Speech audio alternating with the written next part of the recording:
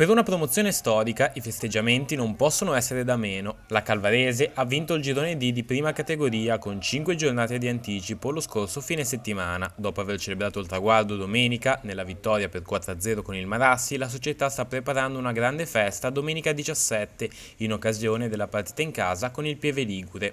Sono invitati tutti gli ex giocatori e gli ex dirigenti, i tifosi e in generale i simpatizzanti della squadra. Ci saranno festeggiamenti, coreografie, una serie di spazi per permettere a chi è stato biancorosso nel tempo di raccontare aneddoti e fare gruppo con quelli che ci sono adesso per fare appunto conoscere, tramandare il biancorosso della Valle anche ai giovani che sono stati il motore trainante della squadra di quest'anno. Sono alcuni anni che la Calvarese prova a salire in promozione, categoria in cui non era mai stata nei 101 anni di storia.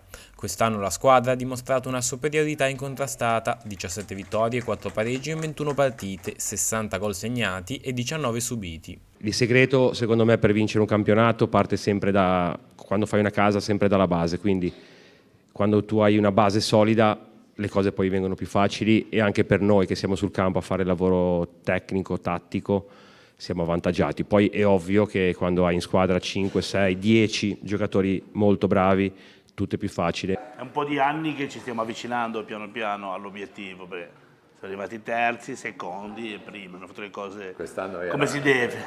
Sicuramente a agosto mi avessero detto che a marzo abbiamo vinto il campionato, non ci avrei creduto assolutamente.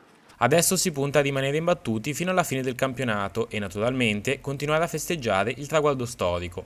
La Calvarese potrà poi giocarsi il titolo regionale di prima categoria contro le altre vincitrici dei gironi liguri. Non vogliamo perdere perché comunque è un obiettivo che abbiamo e fare un record di punti di 70 punti mi pare. A fine campionato ci sarà ancora una sorta di torneo con le altre vincitrici degli altri gironi e quindi vogliamo ancora andare avanti e provare a vincere anche quello.